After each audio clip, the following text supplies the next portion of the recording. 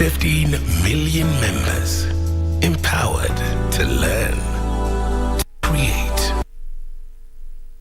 to grow, to harvest, to lead, to dream. Equity. Karibu member. Kupata kumpenda mtu kama skiza tune kwenye simu yako, bonyeza *811*3 hash. Mapenzi si kumpenda mtu kwa kuwa amekamilika, kwani nawe pia una mapungufu yako. Kwa hivyo mapenzi ni kumpenda mtu na mapungufu yake. Kupata kumpenda mtu, bonyeza *811*398 hash. *811*398 hash.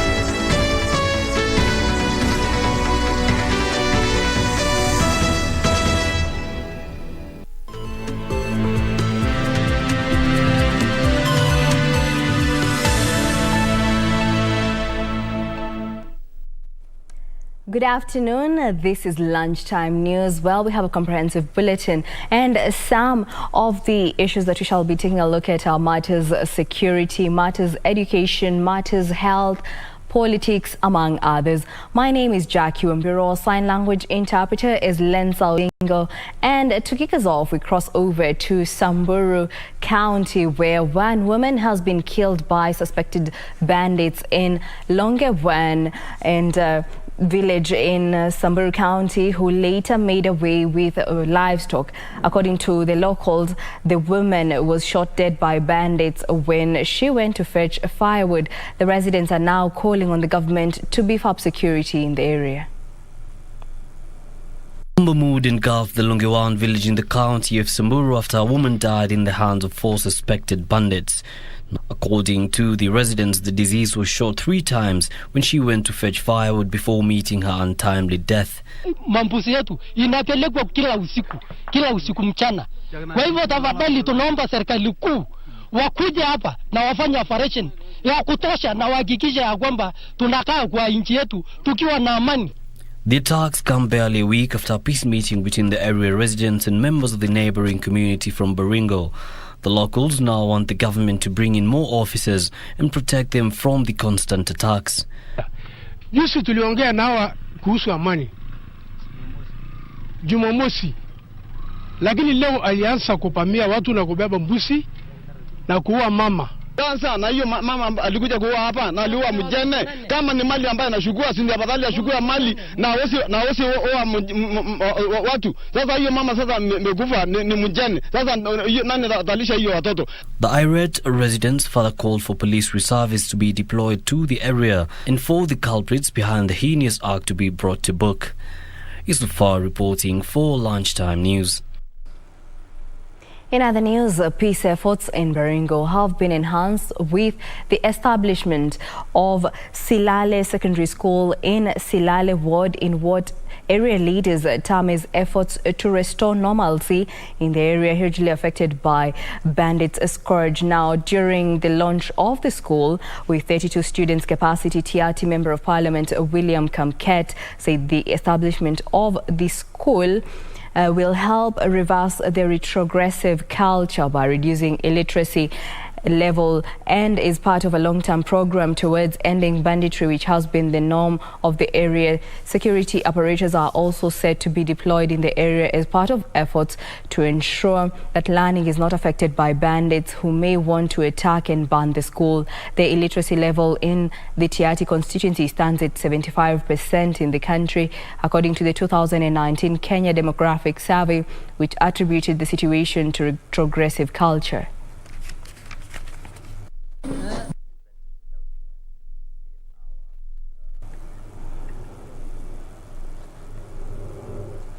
since independence.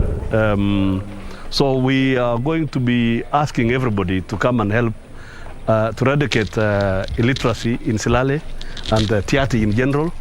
We are very proud of these young boys and girls here who have joined the school. In an angle of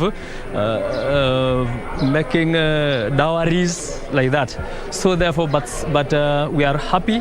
We have already 7 girls, and that one we will improve them so that in future they will be an example to the entire community. Wananchi wanaishi mbalimbali, alafu hata maisha yao ni maisha ya nomadism, wanahamahama na ng'ombe na mbuzi. Sasa unakuta watoto wetu hata wale walikuwa natamani kwenda shule wanakosa pali pa kukaa ili wasome vizuri. Sasa vile hii shule ilianzishwa, tunaona kuwa itatusaidia sana, maana watoto watakuja na wakae kwa shule na walale kwa shule. Hata wazazi wakihamahama na mifugo yao, watoto bado watakuwa contained kwa shule na watasoma.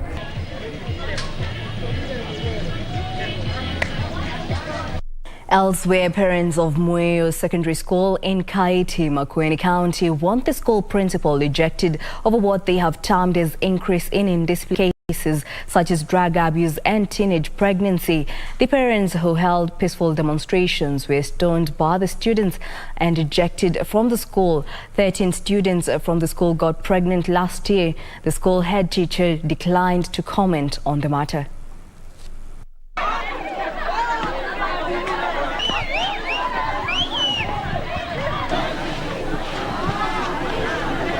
Tena anakuja amelewa, amebeba mkuka, milaa na mbangi kwa mfuko. Akifika shule anatembea, wakati wa games anatembea tu akikula mkuka, watoto wakiona. Sasa hiyo watoto wanapata nguvu ya hata kwenda kununua mkuka huko wanakula. Hii tunashangaa, kwa nini wanakula mkuka? Kwa nini mwalimu anakula mkuka watoto wakiona? Watoto wengi wana mimba. Wale vijana wako ni walevi. Sasa tumeshindwa hii shule yetu na nile ya tutakuwa tupeleke watoto wapi? Tunashindwa, tunalilia Wizara ya Elimu hiyo tuokoe. Huyu mwalimu aondolewe kwa ajili tumekuja kwa shule tukiwa na amani. Tuongee na mwalimu mkuu atoke kwa amani. Lakini kuna walimu wale wameincite watoto. Tumepigwa mawe na wale watoto wetu. Huyu mtoto atakuja kwangu aje? Mimi ndio namtolea fees. Anakuja kula kwangu. Na mwalimu anaincite mtoto anipige mawe. Itakuwaje? Akitoka kwa gari hivi akaanguka chini. Akakuwa mtu wa kuinua. Akainuliwa, akarudishwa kwa gari na hakusema chochote akaenda.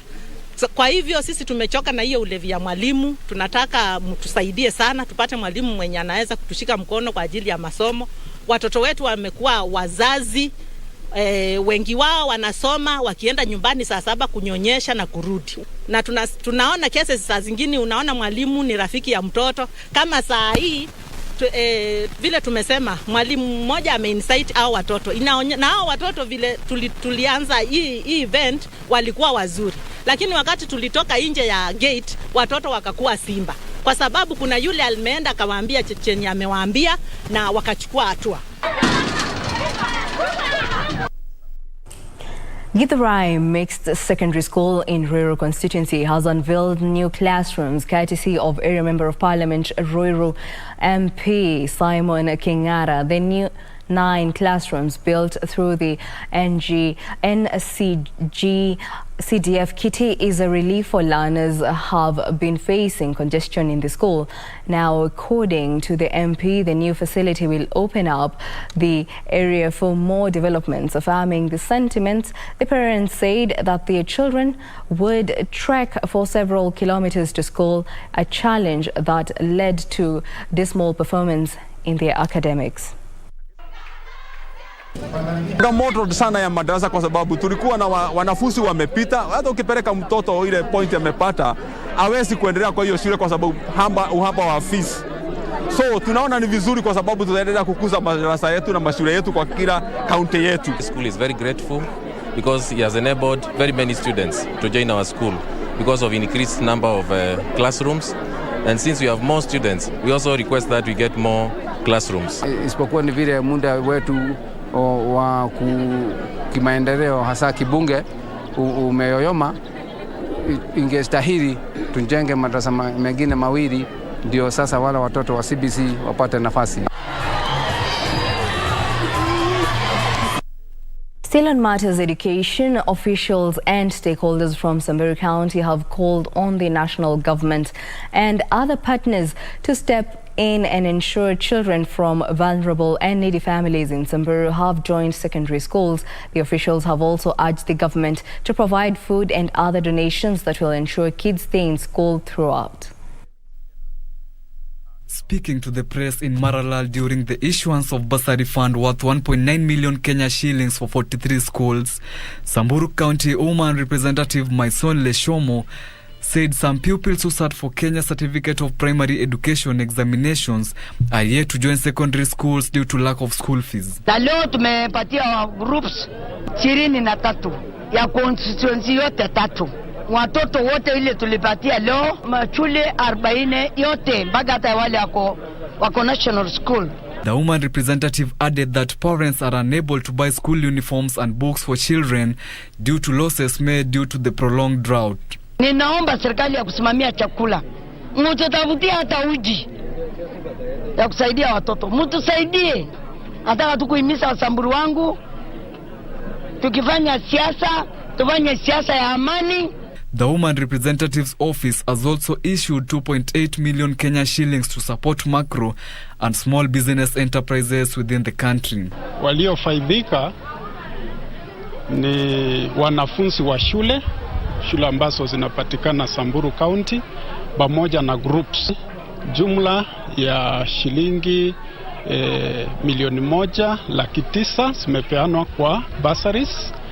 Alafu jumla ya shilingi 2.8 zimepeanwa kwa various groups. Weekly for Code, Lunchtime News. Now, education stakeholders in West Pokot County are demanding that authorities beef up security and launch investigations into the shooting of pupils and the cause of fire on Tartar Primary School in the region. This comes after parents, teachers and learners expressed fears after the school dormitories were torched twice by unknown persons on Saturday and Sunday nights last week. Parents, teachers and learners at Tartar Primary School in West Pokot County have expressed security concerns after the school dormitories were torched twice by unknown persons on Saturday and Sunday night last week. Sasa hiyo jana watu watu ya senda tena hao watu ya pikipiki wakao mara moja hapa wakasaidiana na hao watchman hapa wakaokoa hiyo dom, ndio mnaona iliokolewa haraka sana, kwa sababu hii vitu ni ya dunia tunaweza pata, lakini mwanadamu hautapata. So hapo tulisema asante Mungu kwa sababu umeokoa watoto wetu, na hiyo vitu singine kama imeungua mattress, vitanda nini, mkiona hata hiyo dome yenyewe vile inafanana na kama mliingia ndani mkiona ile vile imeharibika. On Monday night, another gang armed with arrows attacked the learners in their dormitories. Tartar Primary School Deputy Head Teacher Dixon Mulay claimed the community were unsuccessful at trying to put out the twin fires. He further claimed the gang only targeted the girl dormitories. Matchboxes and matchsticks were found at the scene of crime. Two of our subordinate staff were leaving off after duty when they spotted smoke emanating from one of the girls' dormitories, and thereof they raised the alarm and children came out. The community also came in hand, and we want to appreciate the community that they used all their resources to come and put out the... Police officers say the fire could have been an arson attack. The education stakeholders are now demanding for a thorough investigation into the suspected arson incident. Tuwajie askari na sisi wasasi na viongozi kufanya uchunguzi, na huyo mwenye alikuwa na tabia ya kama kuna mtu mwanadamu ama ilikuwa ni electrical fault, ndio tunasema sababu final investigation ita reveal nini ilifanyika, lakini the only incident tumeona kwa hii county. Speaking when he visited the school to donate mattresses to the learners, Area Governor John Lonyengapuo pledged to set up new dormitories for the learners. In other news, a 400-bed capacity dormitory facility has been commissioned at Nyangwa Boys High School in Mbeere South constituency, Embu County. Now, the facility was constructed through the Constituency Development Fund at a cost of 30 million shillings.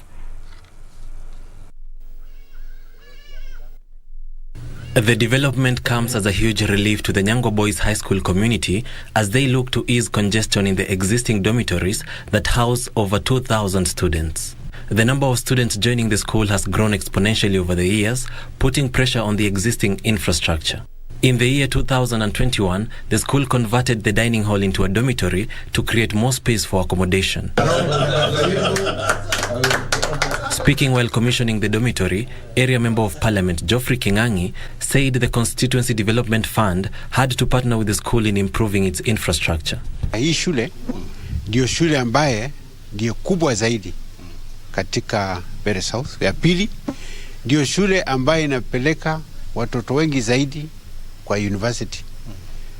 Mwaka uliopita imepeleka watoto 205 kati ya watoto 235, kumaanisha kwamba tu wale wakwenda university tu ni watoto 30. Wale watu ambao ni waanzilishi wanakuwa na matatizo hapa na pale, lakini tukisaidiana kama vile tumeshikana wazazi na kupitia CDF na serikali kuu, nafikiri itawezekana. Kunaweza kuwa na changamoto kidogo hapa na pale, lakini hatimaye nafikiri itakuja kufaulu. Edwin Austin for Lunchtime News. Now, imagine being locked out of opportunities to maximize your full potential because of your vulnerability. That is the fate of many persons living with disabilities who continue to face marginalization and discrimination in the society. Safin Acheng brings you the story of Kennedy Asembo, who is living with albinism, who is using his role as the Assistant County Commissioner in Trans Nzoia East Sub-County to create awareness on the need for PWD's inclusion and mainstreaming. According to the 2019 census, 2.2% of Kenyans live with some form of disability. Marginalization, stigma, and exclusion of persons with disabilities remain a concern, with the majority of them still locked out of decision-making and leadership positions. In Trans Nzoia East Sub-County, we meet one among the few persons with disabilities who have had to force their way to the top. Kennedy Asembo, the Assistant County Commissioner. Getting here has not been a walk in the park, he says, having faced a myriad of challenges as a person living with albinism. The challenge that we face is one that goes with our condition. The eyesight and the extreme sun rays, you see. My skin is very delicate that I cannot stand for long in the sun. And my eyesight is too short that I cannot see writings beyond 30 meters or so. Despite the challenges, Asembo refused to let his skin condition derail his passion to serve his people. The priority that we are given in job interview and in job when they advertise the vacancies. According to his boss, DCC Abed Mulo, Asembo's exemplary performance at work is indeed a testament that disability is not inability. Their IQ is higher than us. Their reasoning is very good, and they're very acceptable people. Very pleasant to live with. The young man I have with is joyous, and is some sort of entertainment to everybody, not out of the skin color, but from what comes out of his brain. When he opens his mouth, you expect something pleasant. So I don't think they should be in any way looked down upon in the society. Asembo envisions a society where persons with disabilities will not be hindered from accessing jobs and economic empowerment opportunities. And in the political arena, Pamoja Africa Alliance leaders now blame political dictatorship for economic woes bedeviling the coast region. Led by Kilifi Governor Amason Kingi, the politicians say the ODM party never considered interest of the coastal people, hence the need to have their own political party. Elsewhere, a section of members of parliament from Nakuru County now want KRA to institute fresh negotiations with the Naivasha-based Keroche brewery that has been closed down due to tax arrears.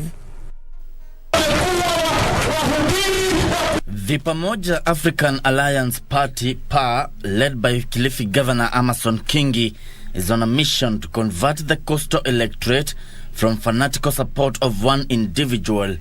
Leo sikuja hapa kuuza ODM. Nimekuja hapa kuzika ODM. The PA brigade held series of rallies in Kilifi County, where they accused ODM party of neglecting the interests of the coastal region. Ni kwa sababu ndani ya chama cha ODM hakuna malengo, hakuna maslahi ya Marereni, ya Magarini na Mpwani kwa jumla. Governor Kingi justified the formation of PA party, saying the region had been sidelined by successive governments because it lacked a political voice, since residents have been embracing political outfits with origins from other regions. Similar sentiments were made by Magarini MP Michael Thoya Kingi and nominated Senator Christine Zawadi, who urged the electorate in the region to vote for PA candidates. Ukitaka kumaliza uskota wewe mtu wa Marereni, ni lazima tuwe na mkataba na mtu ambaye anahitaji nini? Kura ya Mpwani. Ukitaka kumaliza uskota wewe Mpwani, tupige kura, tuwe na malengo na nini? Na mikataba. Kwa sababu hatuna chama cha kusisitiza kwamba hii poti haitaenda. Hatuna sauti. Tumeingia ndani ya nyumba ya mtu na mamlaka namo wewe. Nyumba ya mtu kuna mamlaka nayo.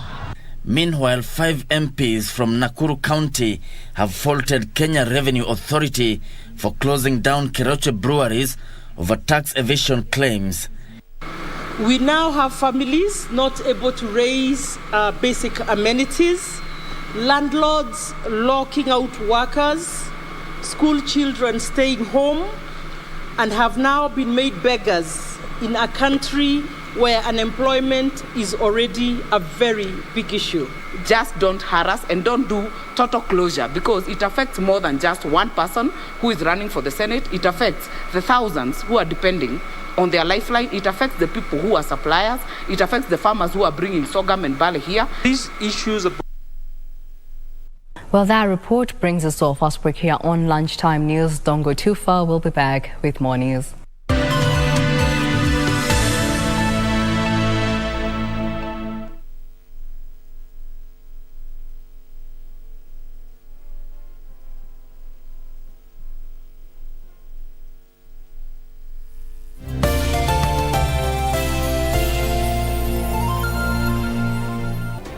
Do you have a news story to share with KBC? Get in touch swiftly on email news@kbc.co.ke or call 0723-892-654 or 0734-780-124.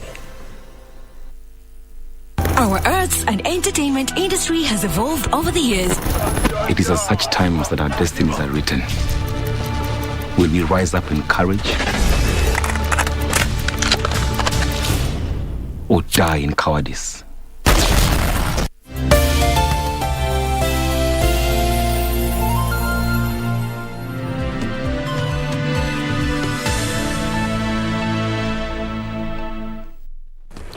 And welcome back. Well, those live pictures on the screen are pictures from State House, Nairobi, where Zambian President Hakainde Hichilema has arrived in the country this Wednesday for a 2-day state visit at the invitation of President Uhuru Kenyatta. Well, let's cross over to State House.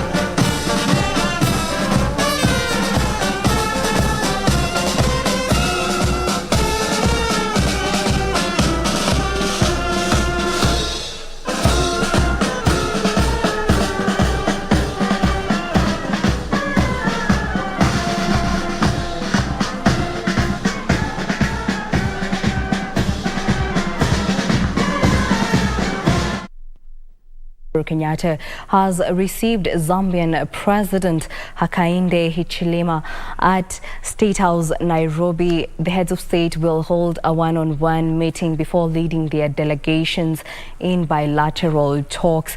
The leaders at the same time will discuss regional, continental and international issues of mutual interest. The bilateral talks will be followed by the signing of an MOU between Zambia and Kenya in various sectors, which will provide for the further consolidation of social economic cooperation between the two countries. We shall be bringing you a detailed report in our subsequent bulletins at 7 p.m. and 9 p.m. For now, we move on to education matters, where the Kenya Union of Post-Primary Education Teachers has warned against politicizing the competence-based curriculum, emphasizing on its suitability.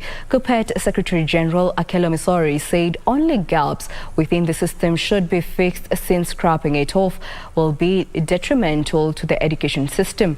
At the same time, Misori called on the Teacher Service Commission to increase the number of teachers ahead of next year transition junior secondary. He urged the Ministry of Education to focus on ensuring quality of education is in line with a 100% education transition.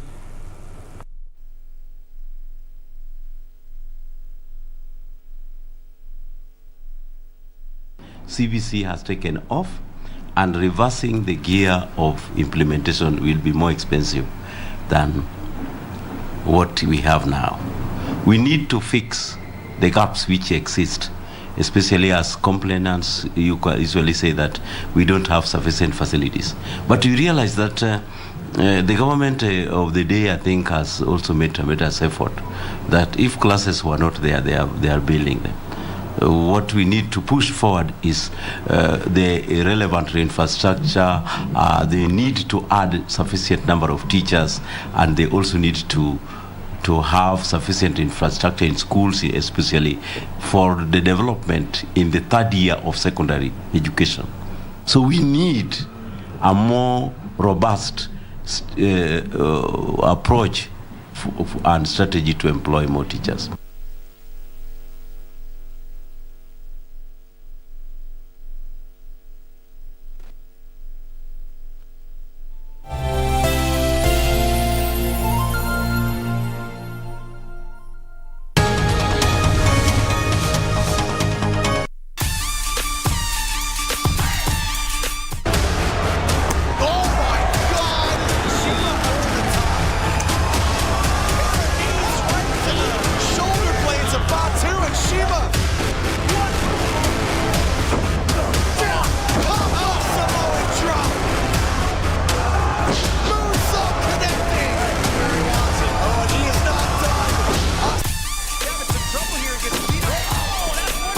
In the ring with me, because we have a lesson to teach everybody.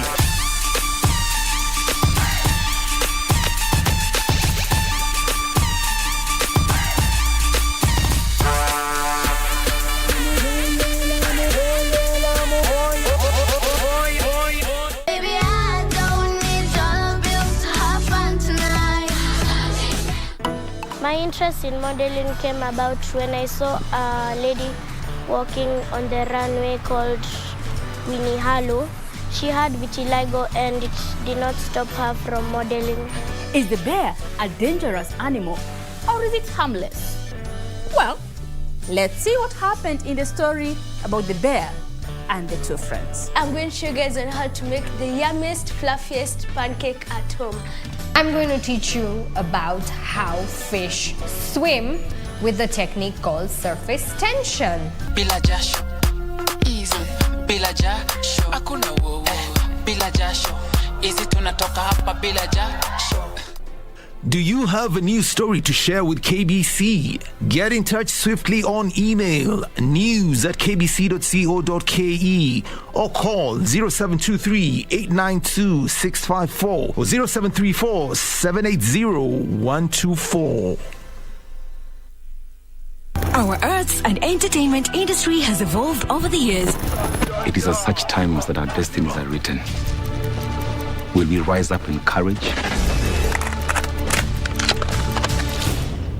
or die in cowardice. Who are the movers and shakers in film and theatre? Get trendy as we review locally produced films and stage drama every Wednesday at 9 p.m. on Cinemas and Theatre. Brought to you by the Kenya Film Commission. Film Kenya, Capture Africa. The World Blood Donor Day is celebrated every year on the 14th of June. This year's theme is donating blood as a sign of solidarity. This event will be held at Olkalau in Nyandarua County and will be presided over by Mutai Kagwe, the CS of Health. Safe blood transfusions are critical aspects of care and public health, and there is need for a consistent blood bank in Kenya, as there is someone who needs blood every 2 seconds. You are encouraged to regularly and voluntarily donate blood in order to address the current shortage. Help save lives by donating blood.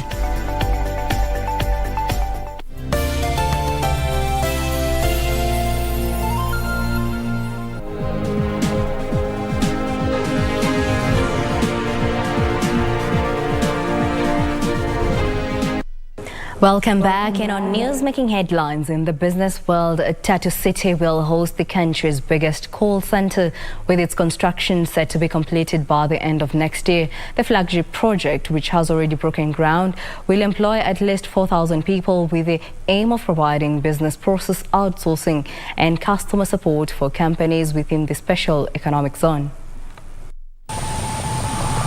Tatu City is Kenya's first special economic zone, hosting a myriad of businesses and companies that enjoy a 10% corporate tax reduction for 10 years and a 15% rate for the subsequent 10 years.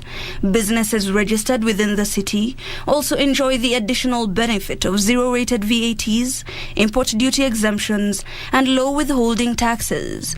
So far, more than 70 companies are operational within the special zone, with many players in the manufacturing sector setting up establishments there. The opportunity that we have, the clean title on land, the SEZ status that you have within the city, and also understanding that Tatu City brings global best practice to Kenya. Generally, from our perspective, we look at where there's youth and where there's a good catchment area in terms of obtaining youth. And we look at a market where our youth at the minute, there's a high unemployment rate. So I think when we look at the overall picture in terms of what we can do and being one of the pillars and vision of 2030 in Kenya, I think that we're really making great strides in terms of alleviating the unemployment issue here. The call center flagship project being operated by CCI Global promises ultra-modern amenities that would further enhance service provision in the city. The international company notes its entry into the Kenyan market through Tatu City is strategic, with the aim to expand even further into the region through it. Project stakeholders note the employment availed will take keen interest in the youth, taking advantage of the vast pool of IT-trained Kenyans. So the employment impact is really significant, but this is going to be a new world-class business hub, not just for Kenya, but for Nairobi. So for us, Kenya has become a really active country of investment for us. The project will provide business processing outsourcing services, including consumer sales services and digital customer management strategies. Hibak Said for Lunchtime News. Now, Agriculture Cabinet Secretary Peter Munya says the vast 10,000-acre Miwani nuclear estate remains the property of the government and that plans are underway to revive the Mela. Weekly Focage reports from Kisumu County. Agriculture Cabinet Secretary Peter Munya was in Kisumu for a farmers' field day. Here, the issue about the ownership of the 10,000-acre piece of land hosting Miwani Sugar Company emerged. The miller that was placed under receivership in the year 2000 has battled with a private firm over its nucleus over the last 3 decades. This has seen farmers drawn from the area appeal for government support, and Munya is adamant that no inch of land that was owned by Miwani Sugar Company will be lost. Lakini pia niwahakikishie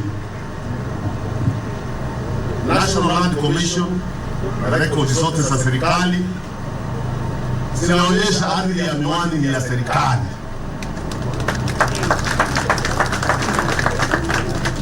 Naelewana? Hiyo ardhi ni ya nani? Kwa hiyo mtu asidhubutu kujaribu kuchukua. Sidhubutu. Hiyo ni ardhi ya wananchi wa eneo hili lazima wasaidike na hiyo ardhi. Some area residents had also wanted the land redistributed to them, arguing that the community had leased it to white settlers in the year 1902 for sugarcane and coffee farming, and that the lease had expired, hence it be reverted back to them. Haijauzwa na mtu, haijanunuliwa na mtu, hatuna shida na mtu yeyote, lakini hatutakubali watu wanyakue ardhi ya watu wa eneo hili. Koti isitumike kunyang'anya watu mali yao. Munya used the field day to challenge farmers in the country to modernize their farming methods as well as diversify to steadily improve earnings. Tutaharakisha mabadiliko yale tunafanya kwa sekta ya sukari. Tumeanza, lakini tutaharakisha. Na sukari itarudi, nzuri, itakuwa sawa sawa. Lakini ni muhimu kulima hata vitu vingine. Hiyo inaitwa diversification. Wakati ile haisai vizuri, ingine na kusaidia stream ingine ya pesa. For Lunchtime News, I am Wycliffe Okech. Now, waste management has been a major challenge in Kenya's urban areas. In Nairobi, churning out an estimated 2,400 tons of solid waste. The government is now looking to set up 6 waste treatment plants in the city to solve the problem. The plants to be set up by Zurich-based firm Hitachi Zosen in partnership with the Ministry of Environment will help convert recyclable and non-recyclable waste into heat and electricity.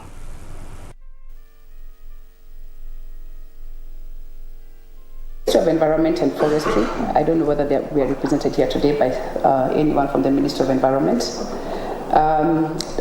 supported the county through various donors in coming up with a sustainable action plan for the city. That waste management sustainable action plan was developed and is what, since the Road Metropolitan Service was established, has been implementing. Out of that action plan, the action plan had also various activities. And some of those key components were on how do we transit Nairobi City County from the linear model of waste management to a circular model. We see that there is a very high demand, and landfills are not a solution. Landfills are cheap, but they are also polluting. They are contributing to global warming by releasing methane. They are contributing to they are not to the pollution of groundwater, and they need a lot of space, and they are also sometimes very risky if they are sliding down onto populated areas.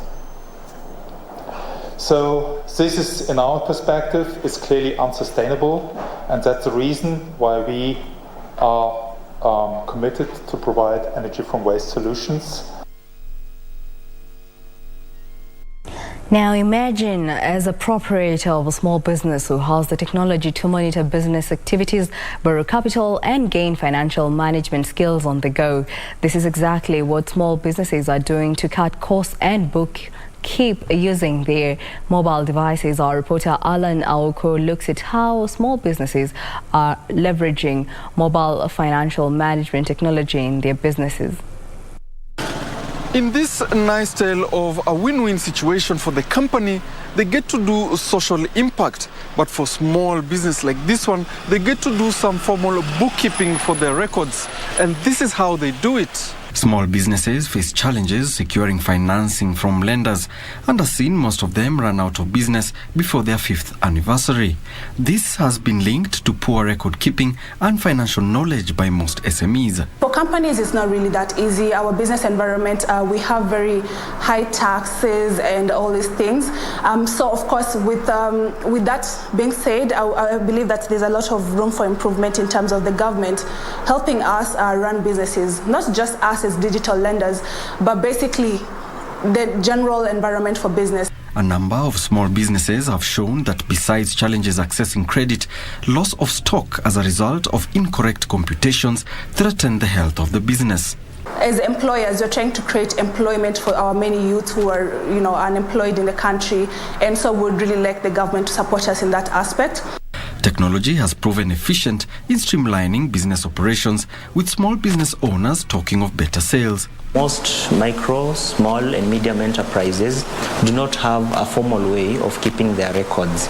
So we have a very simple app that small businesses can use to capture their day-to-day transaction, and through evaluation of the transaction, we're able to recommend them for financing. Mobile financial technologies with various features are currently cropping up in the country and are popular among businesses owned by the youth, since some of them do not require data plans. The call from innovators to the government is now that they should make the business environment more conducive for innovators to make it more business friendly so that they can continue with social impact to small businesses. Over 2,000 female motor riders who are school dropouts are set to adopt electric motorcycles to generate income while greening the transport sector in Kigali. According to the Ministry of Infrastructure, Rwanda targets to convert 20% of the fleet for Kigali bus rapid transit to electric vehicles. Here are the details of these and much more from Africa. The Vice Mayor in charge of socio-economic affairs in the city of Kigali says that at least 120 vulnerable women who are school dropouts, vulnerable single mothers, delinquents, and former street vendors are being trained on using electric motorcycles in partnership with the local company Safi Universal Link. Rwanda Environment Management Authority says over 30,000 motorcycles could be transformed into electric motorbikes over the next 5 years. The transport sector contributes 13% of total greenhouse gas emissions in Rwanda, and the total adoption of electric vehicles will require up to $900 million. Meanwhile, the World Bank has approved a $474.4 million loan to help South Africa fund 47 million COVID-19 vaccine dose purchases. The loan is part of government efforts to cut debt service costs by using cheaper funding sources in its response to the pandemic. South Africa has recorded the most coronavirus cases and deaths on the African continent, with over 3.9 million confirmed cases and more than 101,000 deaths. Over 50% of South Africa's adult population has received at least one vaccine dose. In recent months, the vaccination campaign has slowed despite efforts to boost take-up. Finally, the United Nations World Food Programme has suspended some food aid in South Sudan due to a funding shortage heightening the risk of starvation for 1.7 million people. The country battles severe food insecurity during a lean season exacerbated by other factors like drought, flooding, and the crisis in Ukraine. The World Food Programme says it needs $426 million to reach 6 million food insecure people through 2022. The program will prioritize its limited food assistance to reach 4.5 million people who are struggling with a severe hunger across 52 counties across the country. The Sri Lankan government is giving public sector workers leave every Friday for the next 3 months to encourage them to grow food amid fears of a food shortage. Now the government will provide public sector workers with the necessary facilities to engage in agricultural activities in their backyards or elsewhere as a solution to looming food shortages. Here are the details of these and more across the globe. It comes as the island nation, home to around 22 million, faces its worst economic crisis in more than 70 years. Sri Lanka is struggling to pay for critical imports such as food, fuel and medicine as it faces a severe shortage of foreign currencies. The government approved a proposal for its 1 million public sector workers to be given leave every Friday for the next 3 months. The decision was partly to help workers who are facing difficulties getting to work due to fuel shortages, as well as to encourage them to grow fruit and vegetables to help feed themselves and their families. Sri Lanka Prime Minister said the country needed at least $5 billion this year to pay for essential imports. Meanwhile, flights in and out of Switzerland were suspended for hours and Swiss airspace closed because of a computer failure at Air Traffic Control Service SkyGuide. Geneva and Zurich halted flights for hours, but Geneva Airport has announced air traffic is gradually resuming. SkyGuide said a technical malfunction in the early hours of Wednesday meant Swiss airspace had to be closed to traffic for safety reasons. Some flights were being diverted to Milan in Italy. Skyguide spokesperson said the problem appeared to be hardware fault and that they did not believe their system had been hacked. Finally, Bitcoin and other cryptocurrencies have continued to slide as investors bail out of risky assets in anticipation of sharp rises in interest rates to tackle inflation. Two of the world's biggest cryptocurrencies platforms restricted activity as the wider market meltdown continued apace. The Celsius network, which has 1.7 million customers, said the extreme market conditions had forced it to temporarily halt all withdrawals, crypto swaps and transfers between accounts. The UK-registered company has about $3.7 billion in assets. It pays interest on cryptocurrency deposits and loans them out to make a return. Bitcoin, the world's most valuable cryptocurrency, fell about 8%, dropping below $23,000. Reporting for Lunchtime News, I am Teresa Mutai. And now in the sports arena, England's dismal Nations League campaign continued as they slumped to their worst home defeat of 4-0 against ruthless Hungary to leave Gareth Southgate's side rooted to the bottom of Group A3. Meanwhile, Germany became the first team to score 5-2 in a game against Italy since 1957 in a Nations League demolition in Mönchengladbach. As well, left-footed cross. England's dismissal Nations League campaign continued as they slumped to their worst home defeat of 4-0 against ruthless Hungary to leave Gareth Southgate's side rooted to the bottom of Group A3. Roland Salai put the visitors in front with a well-taken finish at the back post, then doubled Hungary's lead with his second on the break 20 minutes from time. Phillips looking for Shaloi. He's done it again. Roland Shaloi. They can't believe it. England are 2 down. There was more to come from a rampant Hungary as Zsolt Nagy fired in from range, and after John Stones was sent off to compound a woeful evening for the host, Daniel Gazdag finished smartly to wrap up a second historic win over England in 10 days. Meanwhile, Hansi Flick's side led 5-0 again in 69 minutes through Joshua Kimmich, Ilkay Gundogan's penalty, Thomas Muller, and a quick-fire Timo Werner double. Wilfred Gnotto became Italy's youngest ever goal scorer, and Alessandro Bastoni headed in a second. In other matches, Moldova won 2-1 against Andorra, Latvia beat Liechtenstein 2-0, Belgium lost 1-0 to Poland, while Ukraine drew 1-1 with the Republic of Ireland. Into the near post and into the back of the net from Alessandro Bastoni. Costa Rica became the last team to qualify for the 2022 World Cup in Qatar with a 1-0 victory over New Zealand last night at Ahmad bin Ali Stadium. In the Intercontinental Playoff, Costa Rica took a third-minute lead when ex-Arsenal player Joel Campbell shot low into the bottom.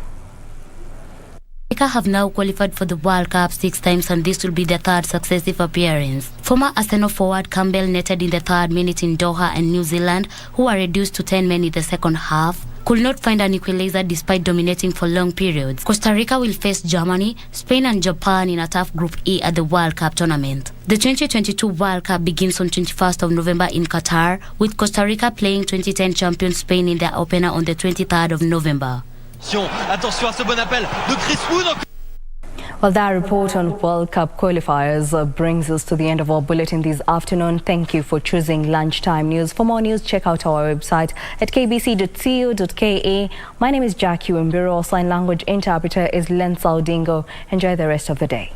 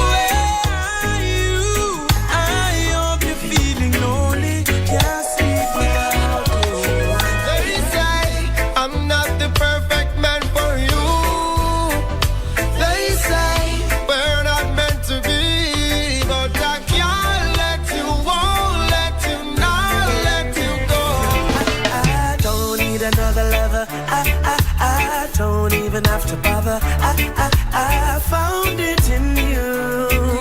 And now I feel like, oh, you're the reason why I'm thinking I don't wanna smoke all the cigarettes no more. This is what I get for wishful thinking. I shouldn't never let you enter my door. Still the